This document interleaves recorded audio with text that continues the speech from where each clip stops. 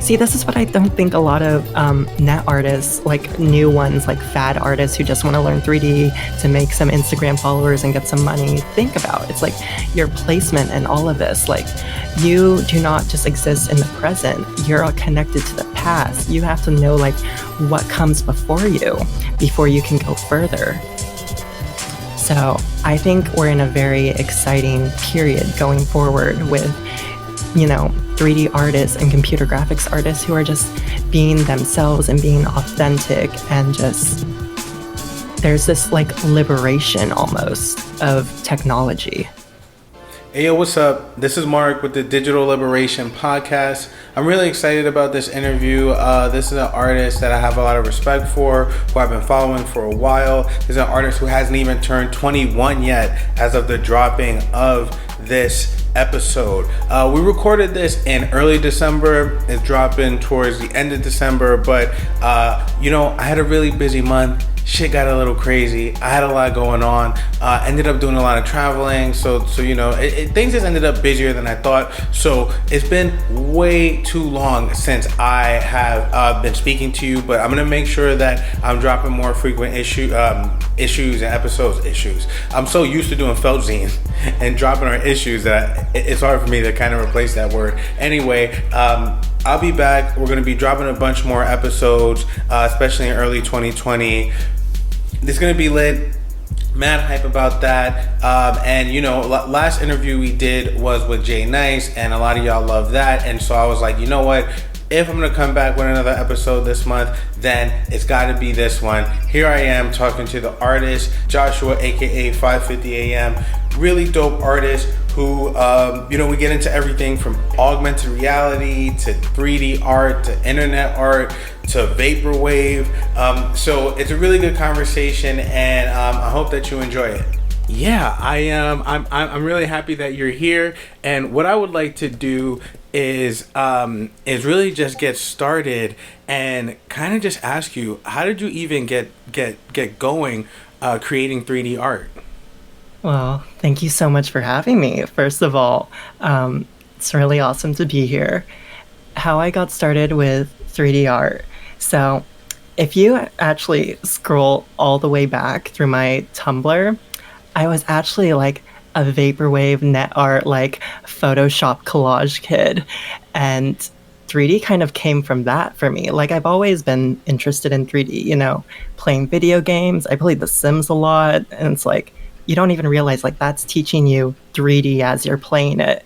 So when I decided, okay, I think I'm serious about art. I think I want to make 3D, like looking at all these cool vaporwave animations, and then from there, I just kind of taught myself everything.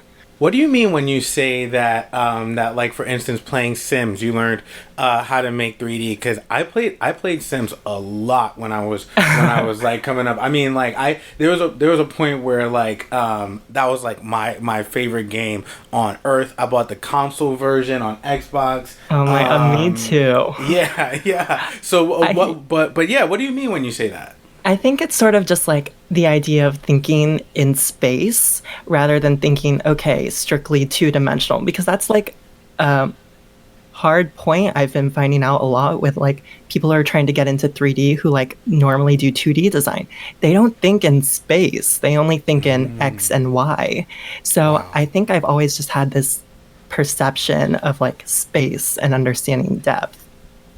Yo, that's super interesting, and it makes me also just think about like I feel like even when I would always play that game, I would always love like changing like the outfits or like this idea like and even just the way I think like the animations play out, right? Like I think the idea of like, oh, there's these certain like even the way that the characters move, like I think it actually prepares you for a lot of like the even just like the framing and posing of 3D art later. Yeah.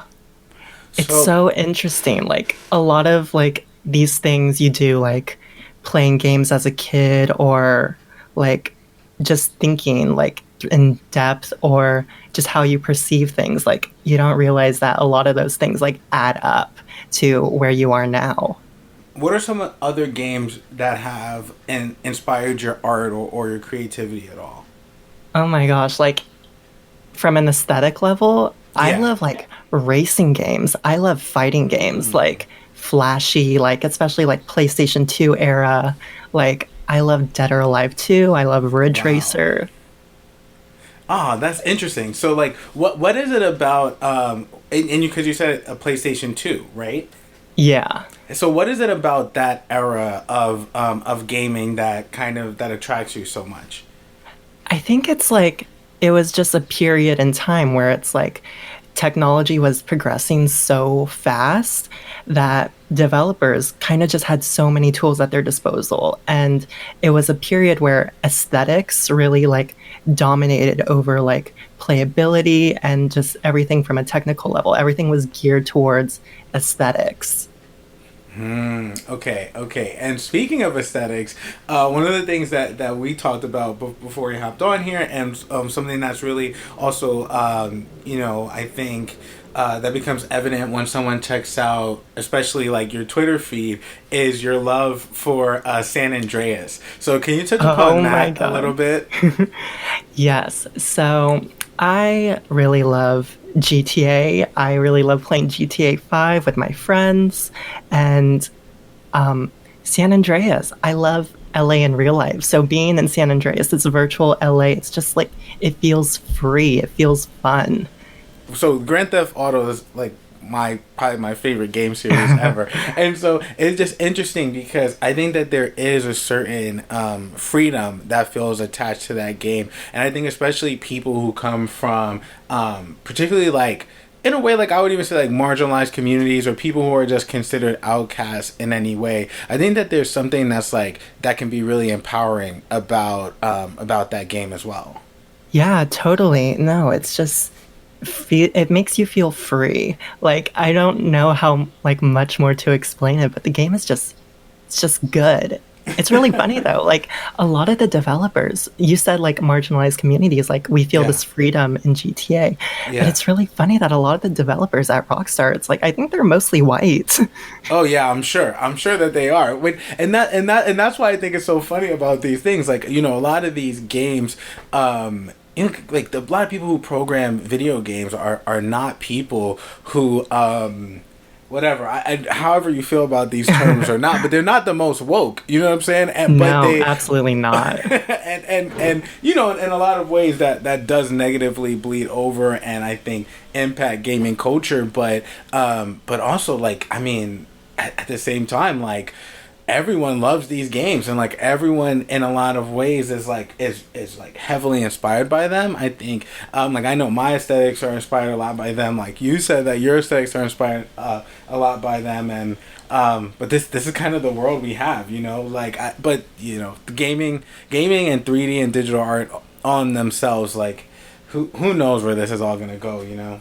Who knows? No, I think that's like really cool about where we are. It's just we're all on this journey kind of together. Like all of us 3D net art people who aren't, fad artists. We're not just here Yeah. because it's hot. We're here because we love what we do. I think it's so interesting seeing like all of our different trajectories, even just in the few years that we've been doing this. It's interesting. One time I was doing a panel discussion about internet art, and one of the things that came up is there was a guy who he's I guess I would call him, and basically essentially he does art buying, right? And he does art buying for like these different galleries and stuff like that. And one of the things that he said to during when we were doing the panel discussion was like I love that digital artists and internet artists have kind of gone off on their own and they're not necessarily waiting or depending on the gallery system. But then he was like, Exactly. yeah, but then he was like, but one of the things that I'm also a little afraid of for all of you digital artists are like, you also don't want to have to depend on like companies and commissions to get money either. And I was like, oh shit, I never thought about it like that. Like I always kind of was just like, cause I mean, like I do a lot of that sort of work. I know you do as well. And I always was like, oh, I mean, like that's in a lot of ways, like that's success as a digital artist is like, getting really good commissions. But then it did make me kind of like see too, there are problems with that, just like there's problems with the art world. I mean, nothing Exactly. but Yeah. I just think that's interesting. I mean, in a way, like as someone who does both, what is it like to kind of like deal with that balance of like doing gallery work, but then also doing like commission work? I think it's really interesting. Like when I get gallery work, it makes me feel like, okay, shit, I'm a hot artist. Like I'm being taken seriously in the art world. Like that just makes me feel so good. And then when it comes to like commissions and stuff, it makes me wonder, it's like, okay, do they want me because it's like I'm a technical person, I know what I'm doing, or it's like, do they want, my brain, my creativity? And it's like trying to find the balance between it's like, is this just a job or is this like a creative project where they want, me, Joshua of 5:50 a.m., the artist, or just Joshua the worker? I think there is sort of like a trickiness when it comes to just commissions, but I do really like having this sort of credit in the art world that galleries do give. Yeah, that's so interesting because I always go through this thing where, because I totally, totally agree with you. And whenever I get commissions, I'm always kind of like, and this is just me personally. I'm always like, when I real like sometimes when I get to that point, I'm like, oh shit, they wanted something that was technical. I get a little bummed out because I'm like, oh man, like the most exciting part for me is like usually like what's aesthetic and what's fun, and it's so interesting though because one time I was watching this like this Massimo documentary, and he was like, the whatever type of work you do, you're gonna get more work like that, right? So it's like whatever once you get like one client and you finish something, if you work with like good people, then you get more good people. But if you just do like something that you don't really want to do for like money, then you're just gonna get more people like that. Right, right. And so yeah, please.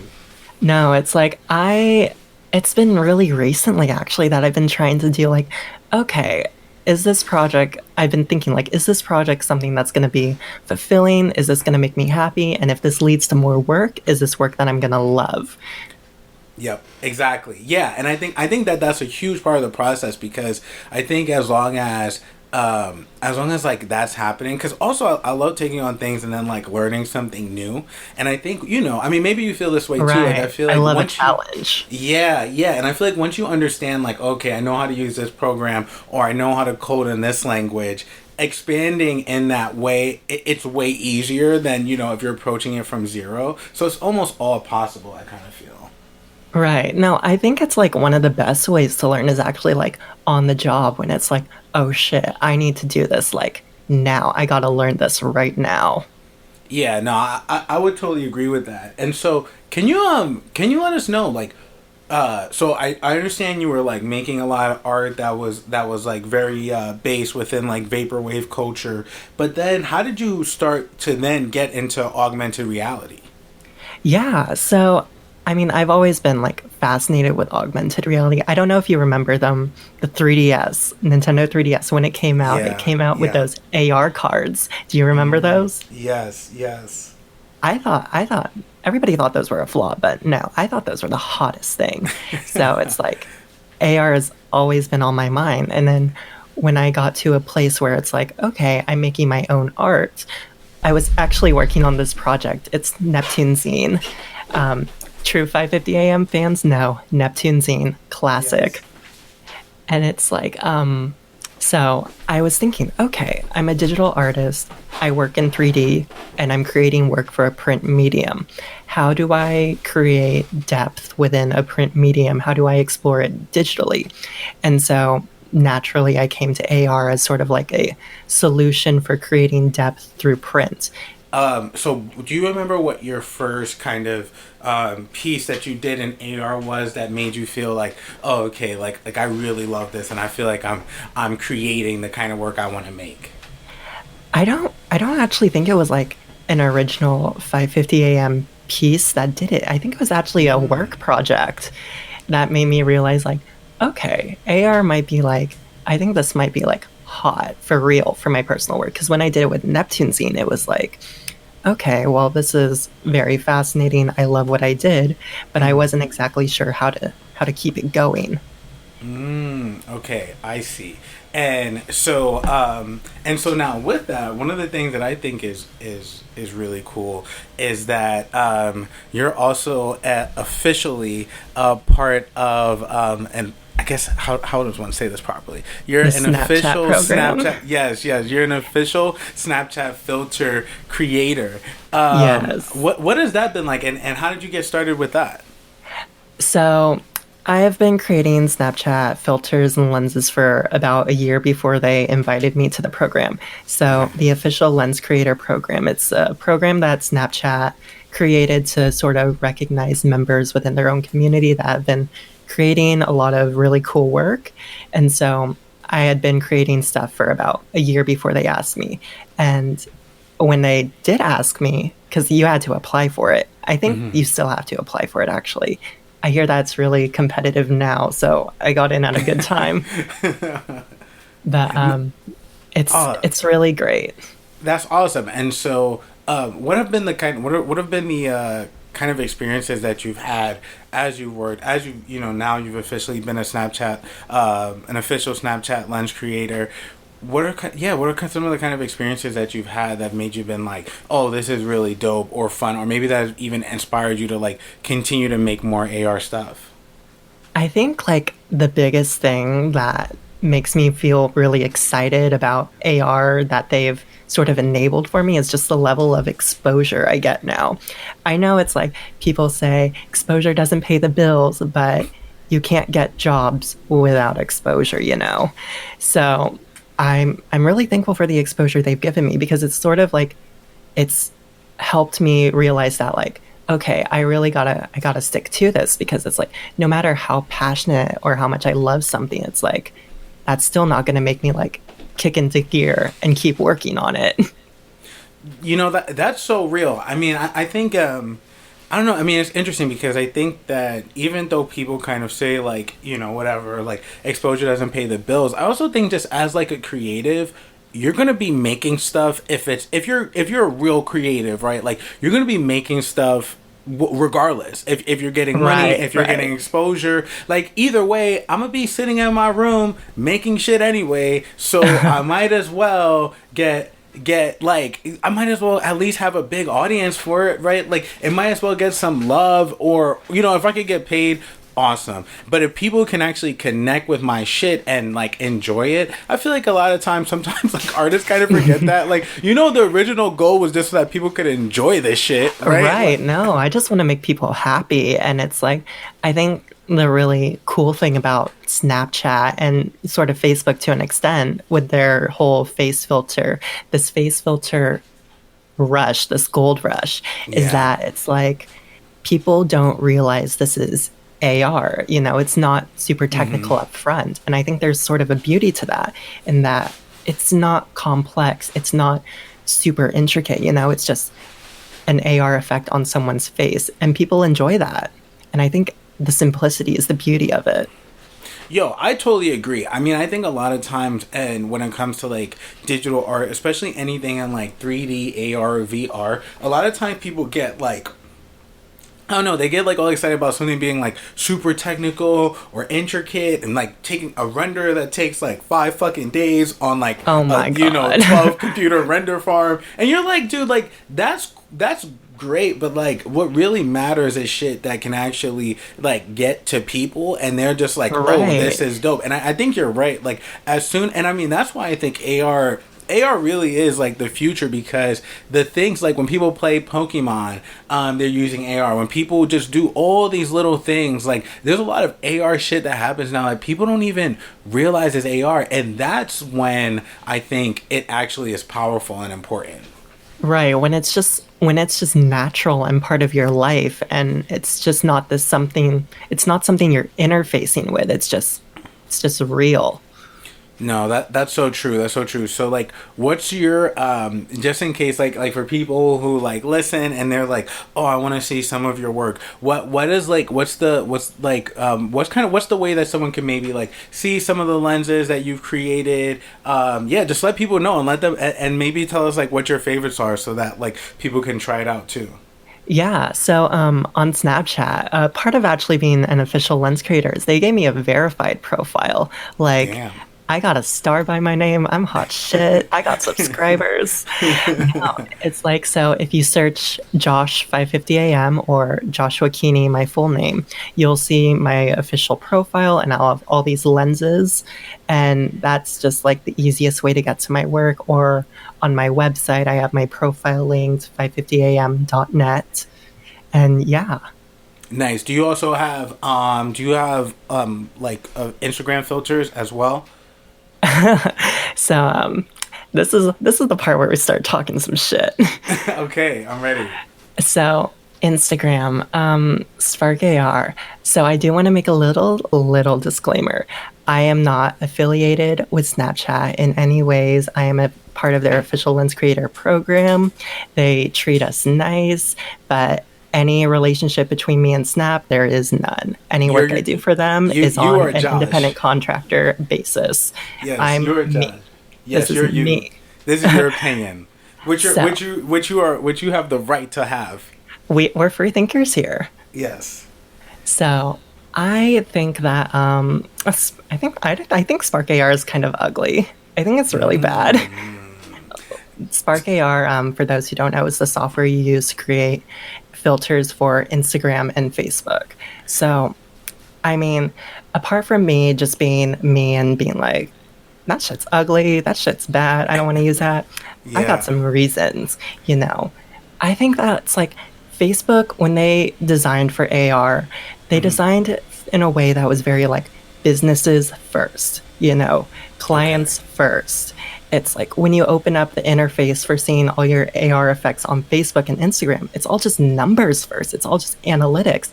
And that's not to say Snapchat doesn't have those, because, you know, Snapchat makes a lot of money by creating sponsored experiences. Yeah. So there are numbers on Snapchat too, but it's not as important. But on Facebook, numbers rule everything.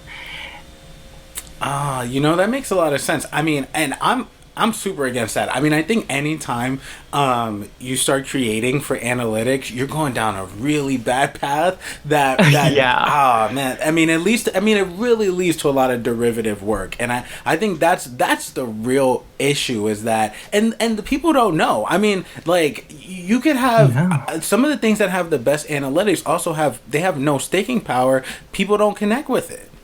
Right. No, I mean, there was definitely a period, like I would say at my work, where I was just super into the numbers and I made work for the numbers. And I don't think I was really happy then. Like, I think it's definitely part of the journey as an artist, you know, exploring what makes you happy and the type of work you love to be doing. And I think I just had this like reaction to doing things for the numbers, where it's like, now it's like, I don't give a shit, you know. My artwork can get like 50 likes on Instagram versus the 300 likes I used to pull, and I don't care anymore. Like, I'm doing me.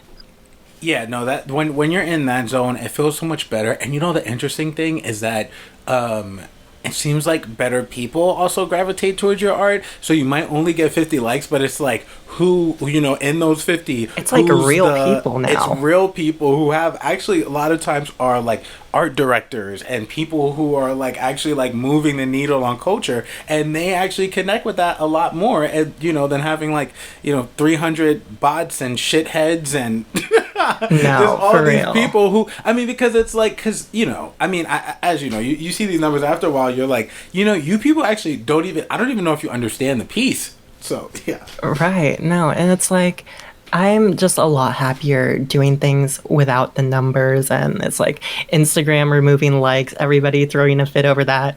When are they even pushing that out? You know, I don't want to see this shit anymore. Like, I just want to post.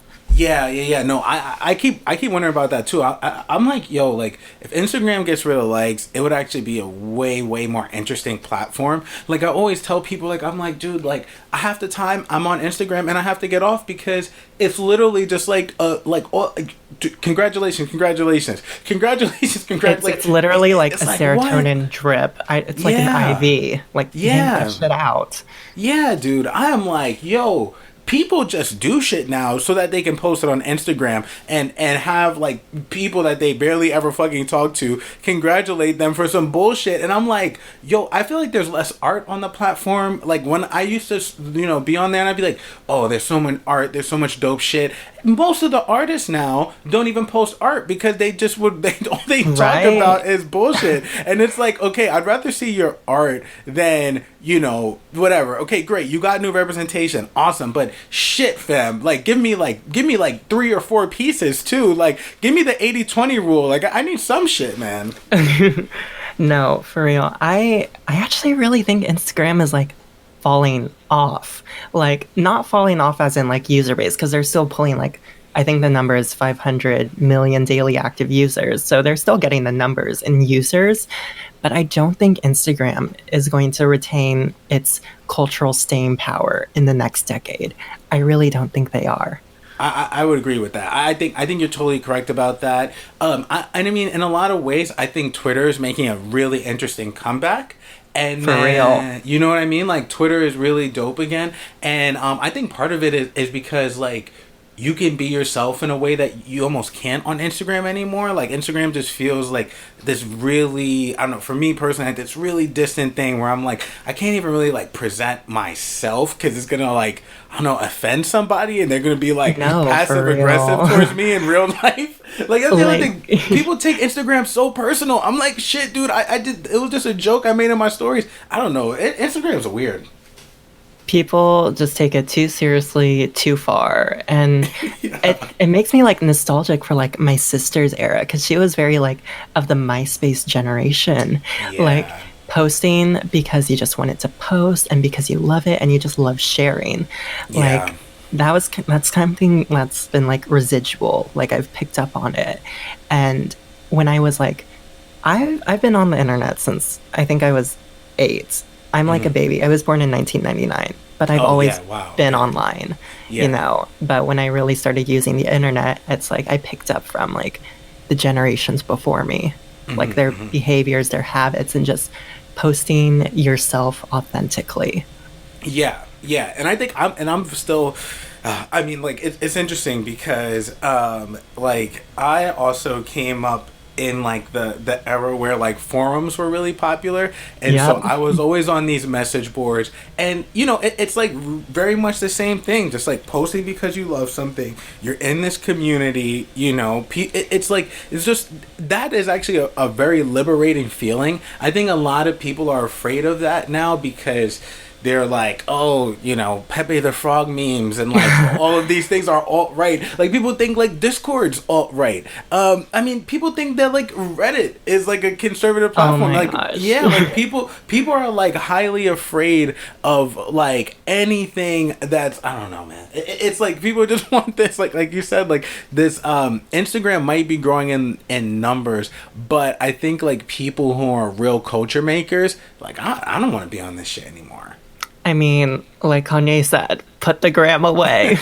Yeah, nah, that's facts. That's facts. So actually, this is actually like a great way to go into the kind of like the next topic that I really want to talk to you about because, like I follow you on Instagram and I'm always excited anytime you start talking about fashion and stuff like that because it seems to be something that that you have a passion for. And so, I was just wondering if you could talk about that, like maybe the way that like the role that fashion plays in your life. Is it an inspiration? Is it just something you spend too much money on, like me? Tell me your thoughts on fashion. No, I've always, well, I wouldn't say always. It's more like in the last few years, like I really just had this appreciation for fashion and just styling yourself because it's like, when you're a kid growing up, you don't think too much about like clothing and fashion. It's just you wear what you're given. And Yeah. but it's like as you like mature through adolescence, you start developing this like perception of culture and yourself. And I think in as I was getting older, it's like I've started realizing like, oh shit, I really love fashion. I love clothes. Like I love dressing. No, Yeah. no, that's really dope. That's really dope. And so, what are some of your favorite like brands or designers right now? Okay, right now I'm Yeah. super obsessed with Yoji Yamamoto. Classic. Yes, yes, yes, yes. No, that's always a good look. And who are some of the kind of like who are some of kind of like the icons of that just in like of over time who you kind of like look up to stylistically that you kind of get inspiration from? I feel like there's a lot of like Y2K stuff I see you post and a lot of like Yeah. really interesting kind of images and aesthetics you pull, and I was just yeah, I would just love to know some like about some of those. So it's like my inspiration comes from just so many different eras. And it's like, I feel like a lot of my inspirations, like very like 80s, 90s, especially like Y2K, early 2000s stuff. I really love like Paris Hilton and the simple life kind of looks. And Yeah. even like more modern, extremely minimalist, like Kanye Yeezy stuff. But it's how I actually style myself. I've actually thought about this like pretty deliberately because my work is so colorful and I would say my work is very full of life. Yeah. When a lot of people, it's a very like this like Lisa Frank thing, they look like how their work looks. Yeah, yeah, I'm yeah. I'm very much the opposite. Like I'm very minimal with how I dress. I don't really like that many graphics. I just like clean, black, solid colors, that type of stuff. Like I'm very like contrasting from my own work like intentionally because my work is my way to explore all these sort of things that I love, but I can't really dress myself in. Yeah. Oh, that's super interesting. And so like when you talk about like the color and the styles of your art, can you talk about the installation that you have up this week at Miami Art Basel? Yeah. So the installation, it is called Within Interdependence. It was by Young Arts, curated by Deanna Hagag, I think her name is. I have all the credits on my Instagram. But she curated this exhibition and it's by Young Arts. And I have my piece, Venus VHS, in it, which is kind of like my magnum opus. Nice. And so, can you so for people, like they could check out your Instagram or your Twitter and like see images of it. But can you describe what the piece is like for us, and then also tell us why you would call it your magnum opus? So Venus VHS, it's very like, I would say it's traditional high class vaporwave visually. So grid floor, pink wall, Venus de Milo statue with Venus VHS tapes, and a palm plant. Very like the visual staples of the vaporwave genre. So, well, yeah. I mean, even in getting it printed, like of all the pieces that you've done, what is it about this one that stood out to you, like personally? It's just, well, first of all, it's the piece that got the most numbers. It's been stolen the most. It's just like my most popular piece. Yeah, But I yeah. think it's just like, it's special to me because it represents this time where it's like, I was very new to 3D art. I hadn't been doing it that long. And I just created work because I loved what I did and it was exciting. And I think that piece in particular just represents this like excitement to me. So, so how long had you been making 3D art when you made that piece, and how long have you been making 3D art now? So I think that I made that in April of 2015. I Okay, had been wow. only working since February of 2015, like making proper 3D art. So it's like I taught myself like super fast. Yeah. And so for most of the things that you do, so yeah, so you've been making 3D art now for like 5 years, 4 or 5 years. About And 5 years, yeah. yeah, and then and so for most of the things you do, like when it comes to 3D art, when it comes to AR, are you self-taught?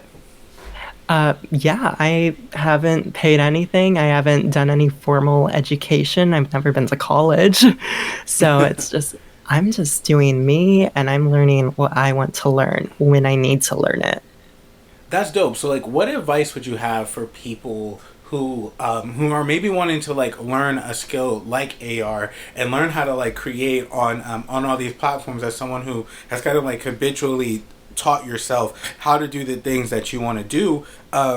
Yeah, like what kind of advice would you have for someone who's looking to learn something new, but maybe isn't sure how to kind of like just jump in there and start teaching themselves something? I would say, like, if you really, really, really want to do something, you will find a way to do it. Like, it will just be a natural course of action to you. But speaking sort of like what steps to take, or it's like where to seek out advice, I would say, like, don't be afraid to message like different 3D artists, like what they do. Because most of the people in the scene are super nice. And it's like, if you have 3D questions, you can message me too. But no, I would say like YouTube tutorials are amazing. If you have a question, you can probably just type it into Google and you'll get a forum post asking the same questions. Because it's like, chances are, if you want to know something, somebody else before you has probably wanted to know the same thing too. Yeah, and the interesting thing about that too that I've found is like whenever you start, even if you're able to ask a question, you by the time you start asking questions that there's like zero to maybe one question, forum, Quora, whatever the fuck. Once you only get like one of those, that's actually a really good sign that you've progressed in whatever you've been working on, because that means you're starting to like actually get into things that haven't been figured out or Yeah. answered. And you people, I think people should learn to feel comfortable with that, because I think it's something, as you said earlier, we're all actually still figuring a lot of this shit out. No, for real. There is no rule book to anything we do as internet artists. It's like, where I don't even know how to do my taxes properly, you know?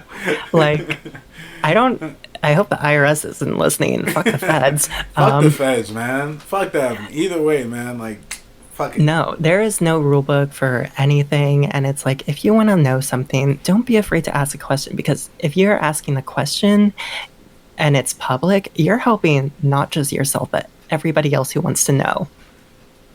Yeah, no, I totally agree with that, and because I think this, first of all, this has been like such a fun and like dope conversation. So thank you for being here Absolutely. and doing this with me. One of the things I really, I'm interested in, because I'm actually really excited that we're ending a decade. I have a I have this idea that like I don't know. I mean, I don't know. Like, I'm not actually really not that big on time like that. But and I don't think it's like just, I don't think time is like necessarily like super linear, right? Like, I think it's a lot more cyclical than people like can even perceive. But with all that being said, I am excited that we're going into a new decade. I like that it's the 20s. That sounds dope. And I always feel like the first few decades of any like new century are always kind of like the weird ones. Like, who cares about the 1910s? You know what I'm saying? Like, Oh, nobody exactly. cares about 1907. Like, that's a weird ass year. But once you get to like 1920s, you're like, oh yeah, like that sounds dope. Like, I would want to see something from the 20s. So I'm actually like excited about this decade that we're going into. And can you tell me maybe like some of the things that you're excited to work on in your near and long term future? I think, well, short term, I'm excited. Just, it's a new decade, 2020. Like, that one time per life, we're only going to experience this, just YOLO. I think people, this was like a joke phrase, but I think it's so real. YOLO, you only live once. Like, 2020, let's live it to the fullest. Yeah, no, I love that. I love that. But it's like long term thinking about it. I think considering my place within, I mean, the medium of computer graphics artwork has been going on for decades and decades before us. I think I'm in a really interesting place now. See, this is what I don't think a lot of net artists, like new ones, like fad artists who just want to learn 3D to make some Instagram followers and get some money, think about. It's like your placement in all of this. Like, you do not just exist in the present. You're all connected to the past. You have to know like what comes before you can go further. So I think we're in a very exciting period going forward with 3D artists and computer graphics artists who are just being themselves and being authentic, and just there's this like liberation almost of technology. Yeah, no, I totally agree. And I think that that's a great way for us to end. I love everything you just said. It was like so perfectly and beautifully said. Can you tell everyone who's listening where they can find you on all the platforms you want them to find you? Oh, right. You do follow my private Twitter, so you know that one. So on Twitter, I am Josh550am. On Instagram, I am 550am. And on Snapchat, I am Josh550am. Or you can just type Joshua Keeney on Snapchat. But all my profiles are linked on my website as well, 550am.net. Josh, 5:50 a.m. Thank you so much for doing this today. Absolutely. Yeah, this has been like one of our dopest interviews. It's so fun for me to talk to someone about AR and 3D, and it's so cool. Like I'm almost like I'm like, so you were born in 1999. I was born in 1991. We're on two like opposite sides of the same decade, but it's so like dope to hear how similar our just our thoughts are on a lot of this, and it makes me also feel like I'm doing things the right way. So thank you for that, and we'll have more conversations, we'll have more jokes online. So thanks, fam. Absolutely. Thank you so much for having me. All right, man. Peace. Hey, yo, thank you for listening to the Digital Liberation Podcast. I am Mark, your host, and you can find me at MarkDigitalHD. That's MarkDigitalHD. You can also find Feltzine at FELTZINE. We produce this show along with a lot of other dope content and experiences. If you enjoyed the show, please subscribe and leave a sig rating, fam. It helps us spread digital activism and support the creatives that make up the internet's counterculture. You know that's what we all about, alright? Peace.